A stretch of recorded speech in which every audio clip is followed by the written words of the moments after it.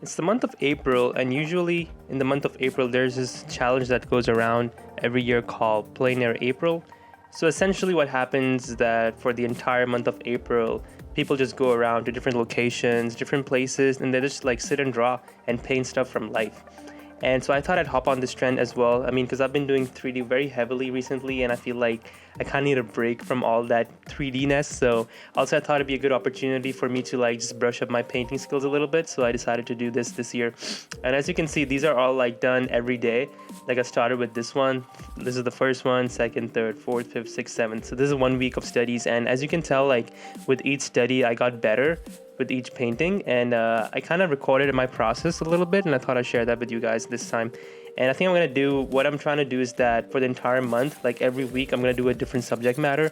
Like this week I did canyons slash rocks, and then next time I'm gonna go do some trees, and then some mountains, and then gonna try to do some buildings of some sort.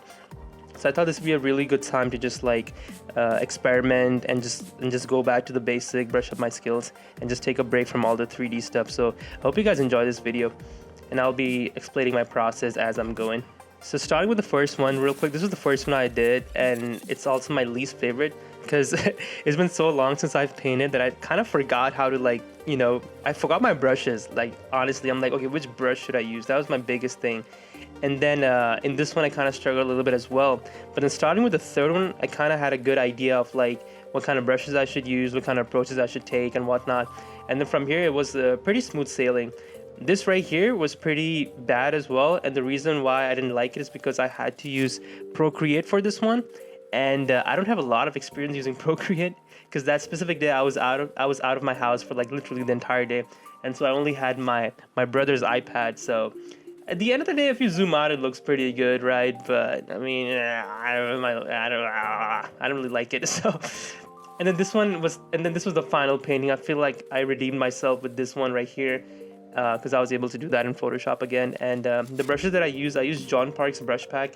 I don't think he sells them by themselves, but if you buy one of his tutorials, it should come with it.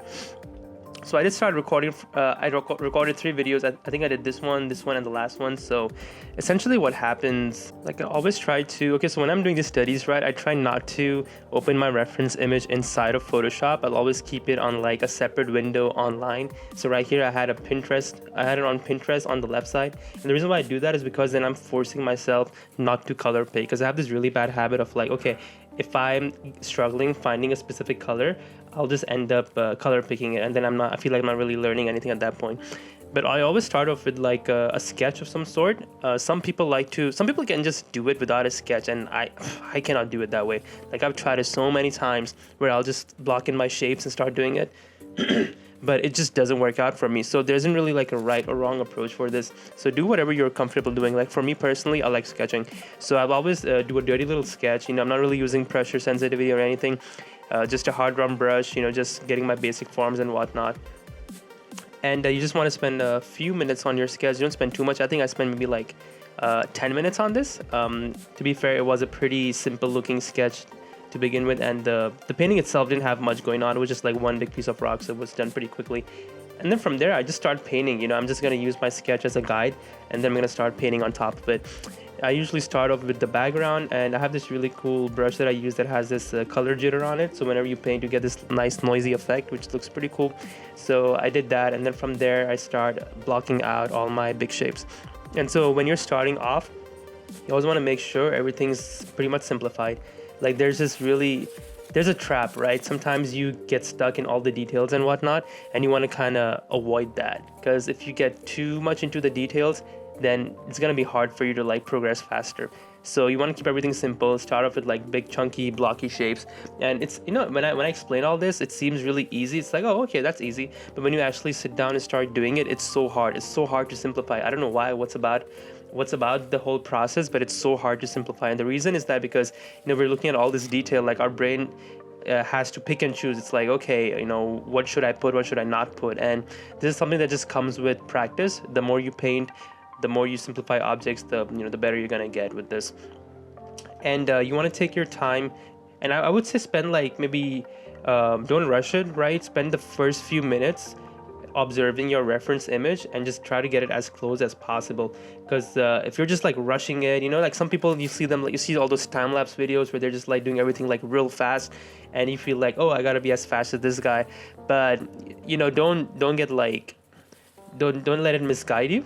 I would always say start off small, start off slow in the beginning stages at least, and then once you have all your basic colors down, then you can start, you know, experimenting a little bit more, you know, make a new layer and start, you know, color picking and just painting on top of it.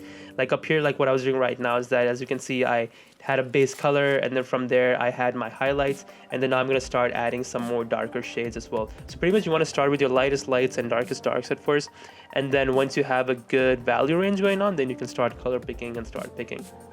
And a good way to match your colors is that I usually put my color wheel right next to the color that I want to pick, color that I want to choose. That way I can get it as close as possible. That's the closest thing you can do if you can color pick. And I feel like that's a really good practice, because then you start to see, you're training your eyes to see the different colors and whatnot. Yeah, that's exactly why I don't put my reference images on Photoshop, because you know it's so easy, right? You're like, oh man, I'm stuck, and then you'll just like go up to your reference image, use the eyedropper tool, and just pick your color.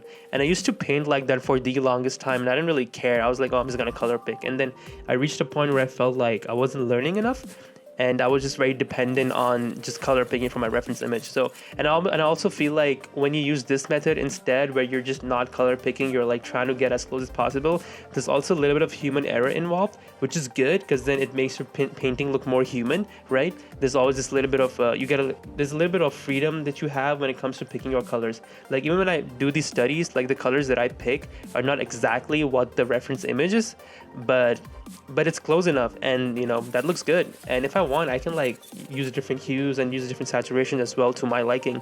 But if you're constantly just color picking, your brain is just like, it won't register. It's gonna be like, oh no, get that exact color, no, get that exact color, no, don't experiment, don't use this other hue, it's not even up in your reference image. And who cares, right? I mean, you want to experiment as much as you can, especially with these paintings. The more you experiment, the more better you're gonna get. I mean, if you guys have watched my previous videos where I'm modeling stuff out in 3D, like many times I keep saying the same thing, hey, just experiment, make a shape, you know, bevel it, extrude it, do whatever the hell you want, and then if it doesn't work out, just delete it. I mean, it's fine, it's okay. But if you don't experiment, you're not gonna know if it's gonna turn out good or bad. But what I was doing, like when I was doing the studies, I feel like after doing 7 of these for like a week, I've kind of figured out, okay, what brushes I need to use, what I should, you know, stay away from. And this is also a good opportunity, right? I mean, people say things like, oh, it's not the brush, oh, it's the artist, oh, you don't need the brush. I feel like it is the brush, but you gotta know which brush you gotta use when. And that comes with time. You can't just like download a brush pack, download like 10 different brush packs and be like, okay, I'm done. This brush pack will solve all my problems. And that's really not the case. You have to literally sit down, experiment with literally all of them, and then see which one works out and which one doesn't. And that's one of the things that I felt like I haven't done in so long, which is why I kind of struggled a little bit in the first few pieces. But then as I moved on, you know, it all just worked out in the end. And since I'm doing like more organic structures, it's a little bit easier that way, because you can get away with a lot of your mistakes, because it's nature, it's chaotic. I mean, I can get away with just putting random strokes here and there. It gets difficult when you start doing more man-made stuff, like more hard surface stuff, even like buildings and whatnot. I'm gonna do buildings like in my last week of this month, and I'm nervous already, because yeah, I haven't done those in so long. Like I usually just build them in 3D and paint on top of them. So it's gonna be really interesting. It's gonna be fun using those perspective grids again. But as you can see, like, you know, you slowly build up your piece, right? Once I had all my basic value structures going on, I started color picking, I started introducing more value ranges, you know, more brush strokes and whatnot. And honestly, when I'm doing these studies, I try not to spend more than an hour. Like, give yourself a time limit. Don't just like spend the entire day on this. If this is something that's just for practice, it's not going in your portfolio or whatnot, don't spend more than an hour, you know? And given my schedule, I just felt like doing these within an hour is usually a good time for me. And sometimes, you know, it's sometimes within 45 minutes, like 45 minutes, I'm done, where I'm satisfied with it. And then I just spend the last 15 minutes, you know, then just fine tuning everything. And that's where you can like just grab a small brush and then just, you know, paint those cracks and little highlights here and there. So yeah, just definitely that's the reason why you want to focus on your big shapes first, so that when you start getting closer to your finish time, then it's easy. You have some extra time to do some more details. And many times you don't really need to add too much sometimes you can just add a single brush stroke is more than enough to indicate that, hey, there's a little dent up here, or there are some highlights, or there are some cracks up here. And it's one of the reasons why I also like, before in the past, I used to only use the basic, soft round, the opacity brush and whatnot. But at some point you want to move on to just using texture brushes, because many times the texture does the work for you, right? And it gives you the effect that, hey, you spend hours painting this, but many times it's just a few different brush strokes, provided you know how to use your brush and when to use it. So I'm gonna say it again, like, brushes do matter when it comes to painting all these, but you gotta know, you need to have the proper knowledge as to which brush should you use, when should you use it. So after spending a few more minutes just fine-tuning everything, this was kind of like the final image. And as you can see, it's still pretty rough, but it reads pretty well. I mean, the brush strokes look really nice, and it's giving me a nice effect. There's a clear focal point, and everything is super impressionistic as well. And that's the kind of vibe I try to go for. Now in the next one, I kind of had that issue where I was, telling you guys earlier, where if you get lost in the details very quickly, you're gonna have a tough time. This is exactly what happened in the next one. So what happened was that, right off the bat, I did not use a hard round brush. I used more of like a chalk brush for this, and so right off the bat, I was like, shit, I spent so much time detailing everything, right, with my sketch itself. But you know what? It did help in the beginning, because what I did, first I focused on like the big shapes, like how we discussed in the first drawing. And then once I had those big shapes going around, I decided that it'd be better if I kind of just like, shaded some areas with that same brush of where I had my darkest darks pretty much. And this image in general was a little bit tricky, is because there were just two major values. You had like the lightest and then the darkest, but within the darkest value there were more darker colors and like more lighter colors inside of it. And so that's something that I kind of struggled with just a little bit. But then once again, I took the same approach. I started off real strong, where spent a few minutes on my sketch, and then blocked out my shapes, and then from there I started blocking out my darkest colors and my lightest colors. And sometimes I find it helpful. Sometimes, how like in Photoshop, sometimes you can change your blend mode of your brushes, and I find that really helpful, because sometimes I can just change my brush mode from normal to multiply or color dodge, and I can just get like a different color right on my canvas, and then from there I can color pick that same color and start painting with it. So I tend to do that a lot, which is why I hate Procreate, because Procreate doesn't have that option. Like, something's wrong with me. I just don't like Procreate for some reason. Maybe it's not a bad software, just me. I just want to put that out there. But in this one, I wanted to have like really nice and rich colors, just like my reference image. And I might have exaggerated my shadows a little bit more, but you know what? At the end of the day, it all worked out. So I'm not like super mad about it. And then once again, but then here what I did, like I got so caught up in the details, man. Like I put in my basic colors, and then I started like using this texture brush already, the one that I used in my last video. And sometimes, what happens sometimes is that sometimes you'll use a brush from one of your previous drawings, and when you start using it for the next drawing, it doesn't really work out. Like it just doesn't work out. You have to like use something else. And that's what happened up here. Like the three brushes that I used in the last drawing didn't work at all for this one. I had to use a completely different set of brushes for this, and it's good. It's good because you get to experiment one more time, and then you can just you also make a realization that, hey, you never find like one brush that fits all. Many times that happens, and on the other hand, what also happens is that sometimes you just need one brush to do everything, and other times that one brush doesn't really work out.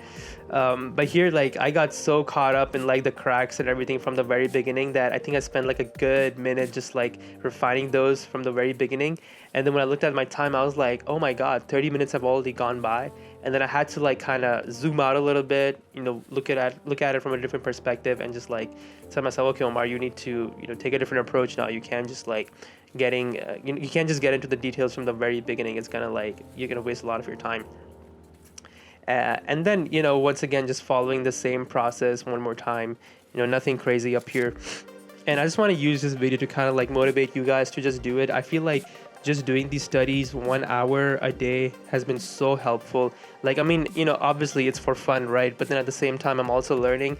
And I also feel like, I've always been very nervous and very like, when it came to just like painting stuff, because I haven't done it in so long, since I've been so dependent on the 3D stuff, that painting these for like a week kind of brought my confidence back in just painting in general. Like this piece itself could just be a piece of concept art if I just like increase my canvas, stretch the rocks a little bit, maybe like just copy paste the shapes to the right, probably add a guy on a horse or something, and then maybe in the background I have a spaceship. Like this right there could just be concept art, and if I wanted to I can just like paint it that way. And after doing these studies, I feel like I'm more confident when I'm approaching stuff where I don't really have to use 3D, you know what I mean? And so I highly recommend you guys try this out. And you know, once again, even though it's the main focus is like, oh, you just go outside, go on an adventure, and you know, paint stuff from life. And at the end of the day, it doesn't have to be that way. If you want to paint characters, if you want to just like paint, just draw stuff, if you want to do whatever the hell you want for a month, it's helpful, right? It's kind of like Inktober, right? You know, some people use Inktober as an excuse to just like draw stuff. Now, many times they don't even use inks. They're just like painting stuff or just like hand sketching stuff. And it's okay. At the end of the day, when you get out of that whole month, you feel accomplished. You feel like, okay, this entire month I was productive. I did this one thing. I didn't give up, and I just, you know, powered through it.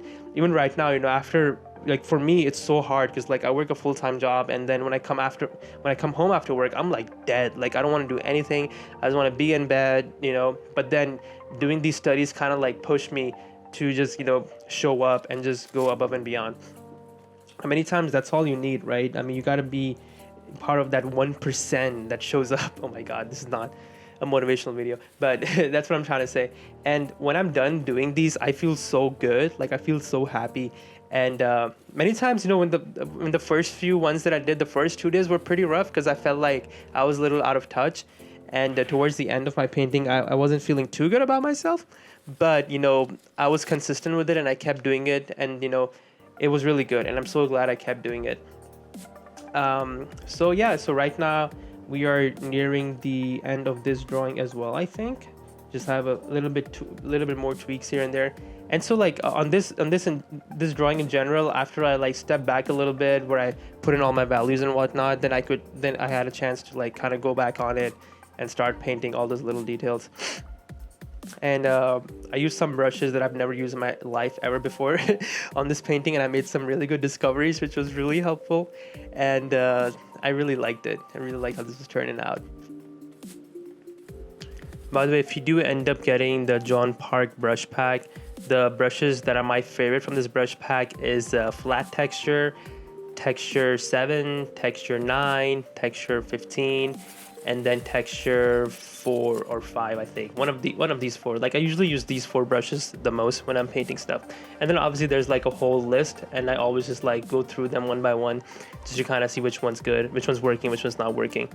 And I feel like this brush pack itself is not like super huge, right? Because sometimes you'll download all these brushes and they're like huge, and you're just like, man, I don't know where to start. I don't know where to end. So yeah, for this one, it's a little bit easier trying to figure out, okay, which one's working, which one's not working. And I highly recommend you guys getting this brush pack. Yeah, we're almost done with this painting as well. And I threw in a color dodge layer as well. You know, just add that little drama to that top part of this this rock up here. I'll probably hide my layer a little bit in the a little bit down the road just to kind of see my values a little bit better, but I kept it in the end up there. And as you can see, like the background, I kind of just had like a nice noisy little background. I could have added some, honestly, I could have added some clouds. That would have looked really nice if I had some clouds just like, you know, going up in the distance. That would have been nice. But yeah, just tweaking a little bit here and there, and then this is how it turned out. And honestly, I'm really glad the way it turned out. And because when I first started off this painting, I was a little scared. I was like, man, I don't know what's going on here. You know, I don't know what I'm doing here. Like all my other paintings, haha. But this one was like a little bit extra.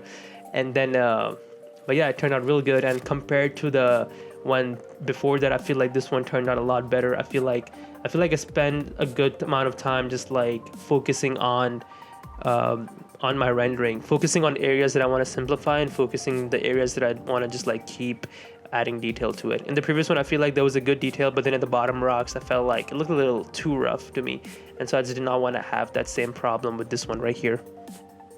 But at the end of the day, they're both pretty similar looking, not gonna lie. I'm just like, I don't know why I'm nitpicking it. They're both pretty good. I feel like if I added, like the clouds on the previous one looked a lot better, like the sky looked more expressive and whatnot.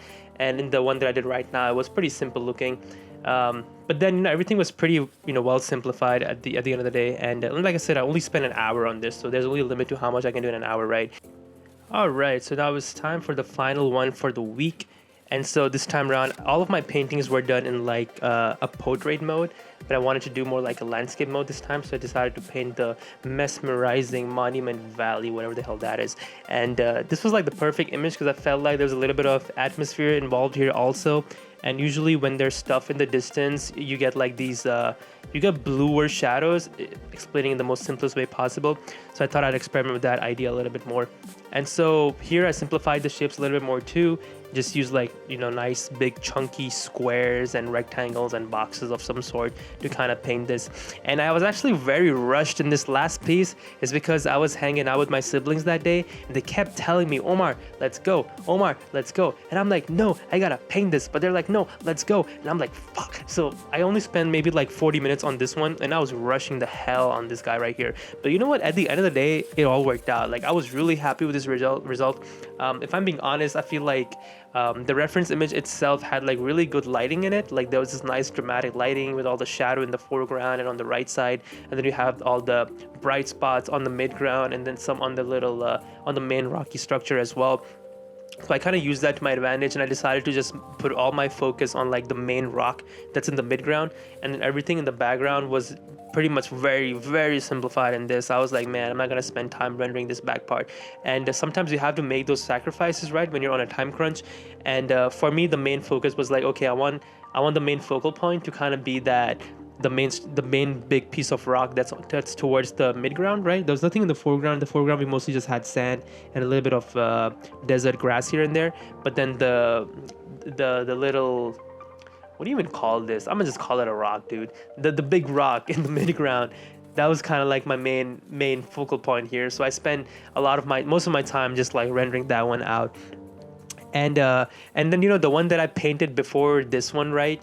It was done in Procreate and that one sucked ass. Like I was like, man, I can't do this shit. Like I did not like it at all. And the reason is because I'm just so used to using my keyboard. Like I'll have like one hand on my left keyboard for like Command Z or Control Z, whatever. And then I'm using all my brushes and whatnot. I got all those cool ass hotkeys.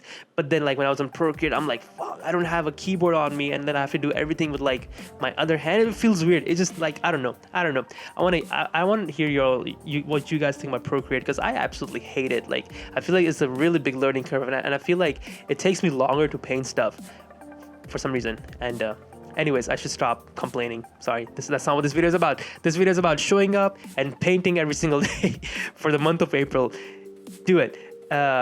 Anyways, so here once again, taking the same approach, started off with the simple shapes and added some more shadows and whatnot. And in the beginning, at first I had like very reddish, very warmer shadows, and then when I looked at my reference image, I was like, man, I gotta add some more purples and blues up here. So then I decided to throw in some more blues and whatnot, and I was just like blending my colors a little bit. Sometimes if you have a brush that has transfer turned on, where it's the harder you press, then you get 100% of that color, and then if you press it lightly, you get a little bit of that color. And so you can use that to your advantage. You can just like overlay colors on top of each other, and then once you get like that perfect shade, you can just color pick that and then paint that. And so I tend to do that a lot in these paintings especially, and it always works to my advantage. And then on this piece, I was like pretty much zoomed out for the most part. If you notice, actually in all of them, I barely zoom in all the way because I'm not worried about the little details here. I'm just worried about that big picture. At the end of the day, this is an Instagram challenge, right? And if I'm viewing this on my phone and if it reads, that's fine. That's totally okay. But if you're watching this video on a 4K screen and it's like a big ass TV, it might not look that good to you, but you know what? It's not going anywhere. It's just going to my Instagram. It's not going to my website. It's not going to my portfolio. This is just for fun, just for practice. And I'm not going to spend too much time on this. By the way, and just a little sneak peek, I've started working on a new piece as well, which is a 3D piece. And I've started learning how to do humans. I played around with MetaHumans a little bit. I'm having a tough time though. I'm having a tough time transferring MetaHumans to Unreal Engine and then transferring that to Blender. So I might end up using Character Creator instead. It's like another program that you can use to just generate 3D human models. If you just want like a AAA quality human model, it's really good for that. It's paid, but I feel like I've heard some good reviews for that. So that's kind of the goal for the next piece, which I'll probably end up working on, which I'll probably polish up and post around May at that point. In May, I'm also taking another class. It's basically focused on portfolio building for environments. So I'll probably end up posting some homework as well. You know how I usually do my YouTube stuff. I'll literally just screen record my homework and post it. It'll probably be something like that. So yeah, be on the lookout for that. But with this piece, like I mentioned earlier, I'm just using some really cool textures. I just want to give some sort of indication that, hey, this is like a random rocky texture in the back, and nothing more, nothing less. And here I also decided to use a soft round brush to kind of add some more of that atmosphere on the little canyons towards the back. So now your main focus is just like the foreground and the main rocky structure in the midground. And then I made a new layer, and here I just like painted some big green blobs using texture 15C or 15D, and then I locked my transparency on that and then painted some shadows, painted some highlights. And I feel, man, highlights, I love highlights. When you put those highlights on top of like the shadows, oof, looks so good. And that's when I felt like, okay, this painting was coming all together. And then I decided to add some more warmer tones to the foreground because I felt like it was a little bit more warmer in the reference image. And then you'll end up seeing me use a color dodge and a multiply layer. Usually I highly recommend using 2 layers, a color dodge and multiply, where you can tweak your shadows and highlights just a little bit more. And that's what I ended up doing with this piece. After I was done painting those little green blobby grassy structures, I decided that it's time for some color dodge magic. And so I color picked one of my just basic brown color from the reference image, made a selection of that foreground and just painted a little bit of highlights, and oof, that was so good. It made it go pop. The painting is popping right now, which is nice. And had a little bit of multiply on the foreground, and we were pretty much done with this piece as well at this point. So this was the final result, and I really like this. I'm not exactly sure what it is that I like about it, but something about the simplicity and the detail that I have, I feel like I did fairly better compared to the previous pieces where I had simplicity and detail spread out evenly on this. And it turned out real nice. I was really happy with this result. And once again, this was a nice little study that I did. It was a pretty successful week, and it definitely brought back my confidence when it just comes to painting stuff from scratch, because I felt like I haven't done that in so long, and then this kind of just brought me back to it.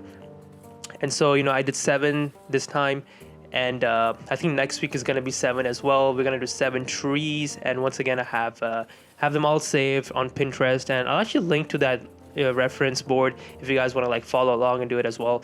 It'd be really cool to see y'all like post it and whatnot. But yeah, thank you so much for coming by. I appreciate every single one of you guys. This was a different video. I mean, like most of my channel has been very focused on like just 3D stuff, but I kind of want to experiment right now and just see and post whatever I can. And yeah, thank you so much. Like, thank you so much for watching this video. I appreciate every single one of you guys, and just people coming up here, subscribing, commenting, and then just liking my videos means a lot to me.